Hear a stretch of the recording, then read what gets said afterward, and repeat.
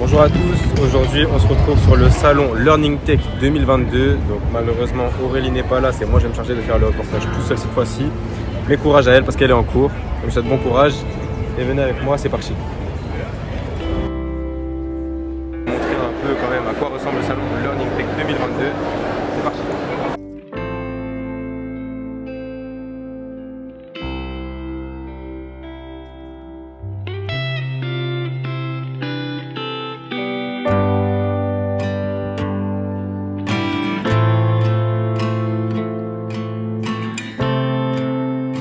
Bon, si vous vous demandez qui me filme aujourd'hui, vu qu'Aurélie n'est pas là, voilà, hein, j'ai mon compagnon de route avec son appareil photo qui me suit partout où je vais.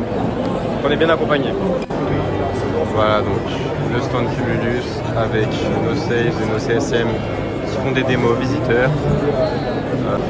Sur le stand de Cumulus, vous pouvez retrouver toutes les miniatures qu'on a produites avec Aurélie du côté du marketing.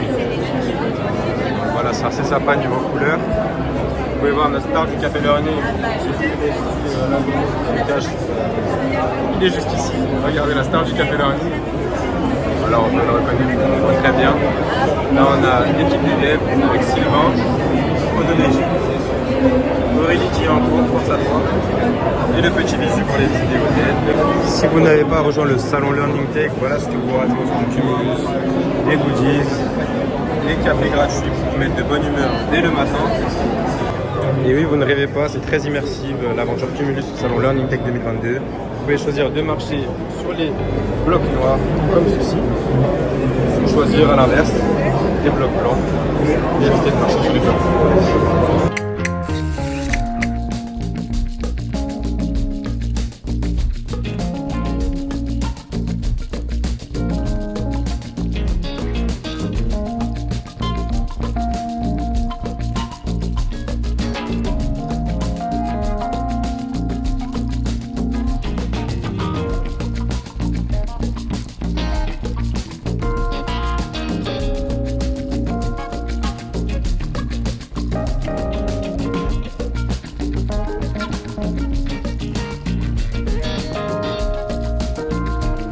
Là, on est en train de remplir une fiche client, juste après un rendez-vous en fait, là pour le coup avec les voisins et avec qui on pourrait peut-être faire un éventuel partenariat. Là, je suis en train de remplir une fiche contact pour follow avec un lead.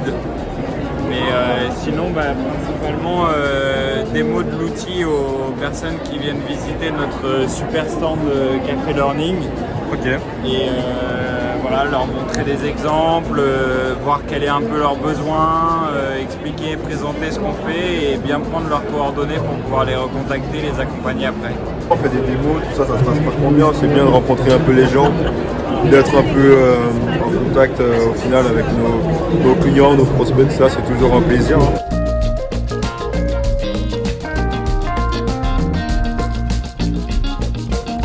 Les freins, vous les avez ici, on va les décortiquer un petit peu. Et puis, quand je parle du bas du classement, je vais aller ici. Alors, ce qui est intéressant de constater, c'est que le frein au digital learning, c'est globalement pas le manque d'efficacité. Il n'y a que 5% des répondants qui nous répondent que je passe pas au digital learning parce que je trouve ça pas efficace. On a une offre qui est majoritairement encore présentielle.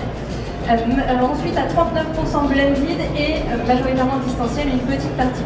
Ce qu'il faut bien noter, c'est que c'est la première année pour laquelle l'offre majoritairement présentielle passe en dessous de 50%. On était à tout juste 49 ou 50% l'année dernière. Petite différence par rapport au salon e-learning expo, donc au salon Learning Technologies, il y a des conférences totalement en anglais, donc c'est sympa à suivre.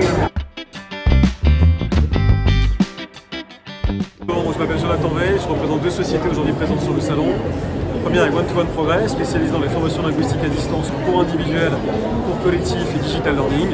Une deuxième société qui s'appelle Seven Speaking, spécialisée en digital learning auprès des grands comptes notamment, donc des déploiements internationaux sur une approche très digitalisée.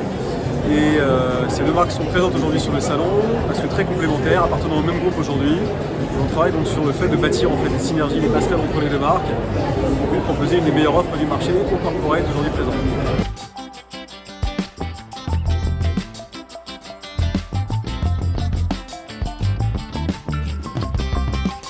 Et voilà un stand qui est assez impressionnant, donc on va dire original parce que c'est un des seuls où il y a une espèce de plateau télé. Voilà, c'est assez impressionnant avec des cadreurs, une espèce de plateau télé. Stand aussi assez impressionnant, donc Rapidbook.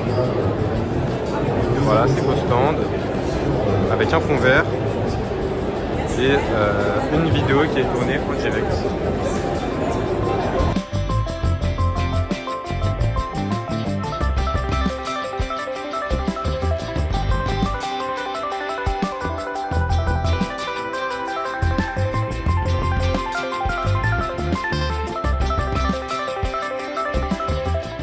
À PAV, son cœur de métier, à la base, on est bureau de contrôle. On a 5 métiers, l'inspection, la formation, bien sûr, c'est l'occasion de venir ici sur le salon du Learning Technology. On fait aussi de CC, mesures, on fait du conseil et on fait également de la certification. Sur la partie formation, à ordre d'idée, on forme 360 000 stagiaires à l'année. On a un maillage territorial de plus de 145 centres de formation en France. On est là aujourd'hui dans le salon Learning Technology, c'est pour proposer notre offre digitale. On a une première offre avec des casques de réalité virtuelle qu'on intègre dans nos formations habilitation électrique pour rendre vraiment le stagiaire plus acteur de sa formation et puis favoriser aussi bien sûr l'ancrage mémoriel parce qu'il va être un peu moins passif. Il va vraiment s'immerger dans une réalité d'un tableau numérique, enfin, d'un appareil haute tension, etc. On a des serious games sur la partie geste et posture. Et puis on a également un extincteur numérique qui permet de faire des mises en situation pour la manipulation des extincteurs. L'avantage c'est qu'on peut venir avec cet appareil dans une salle de réunion. On reproduit quasiment la mise en situation de l'extinction d'un feu avec 2 extincteurs à gaz et à eau. On fait différents scénarios. Ça crée un peu aussi un côté ludique et ça change effectivement du bac à feu ou des camions feu qu'on connaît tous beaucoup. Donc il va pouvoir passer de la classe de feu A ou à la classe de feu B ou à la classe de feu en fait de risque électrique. C et risque électrique. Il va pouvoir sélectionner également le niveau de difficulté. De façon, si c'est des stagiaires qui découlent, on peut faire quelque chose de pas trop difficile justement pour qu'ils arrivent à éteindre le feu. Ou sinon après pour monter en difficulté et aussi envisager la situation où on n'arrive pas à éteindre le feu pour savoir comment il va falloir réagir face à cette situation. Donc là le formateur va pouvoir choisir du coup le niveau de difficulté et ensuite il va pouvoir donc lancer très simplement, donc en 2 secondes on a paramétré un scénario, il lance le scénario.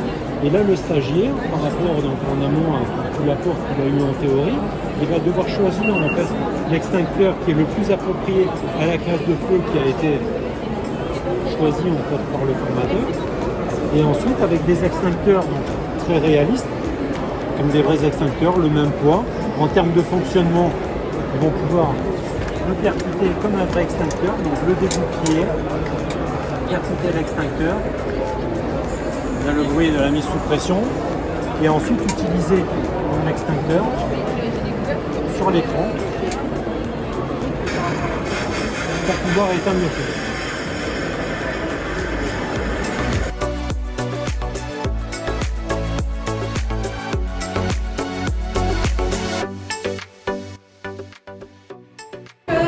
C'est la deuxième année que ça a le plus marché, que ça a le plus engagé. Parce que qu'est-ce qui se cache aussi derrière tout ça sur la notion d'engagement, c'est la notion de sens. C'est-à-dire pourquoi je me forme, pourquoi je vais prendre de mon temps pour le développer et ou pour développer aussi l'entreprise ou pour adhérer à une cause à laquelle je crois.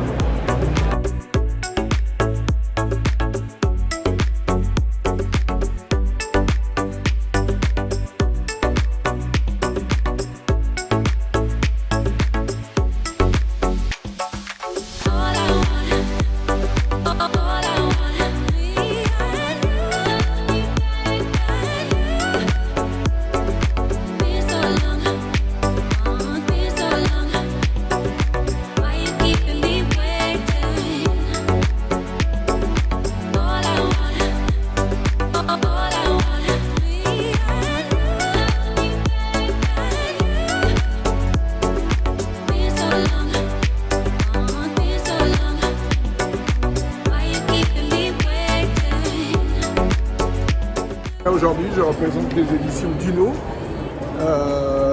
plus quelques autres auteurs qui étaient présents sur le salon et qui sont venus dédicacer hier et aujourd'hui sur le stand. Et donc je présente une offre relativement exhaustive d'ouvrages sur le sujet du salon. Et donc là on a des ouvrages qui concernent l'information, le e-learning, le présentiel, le digital et plus précisément la fonction RH orientée formation. Et voilà, c'est la fin du salon. Cumulus remballe les affaires. Les filles portent les cartons. Non, je rigole, on a participé aussi. Allez, salut!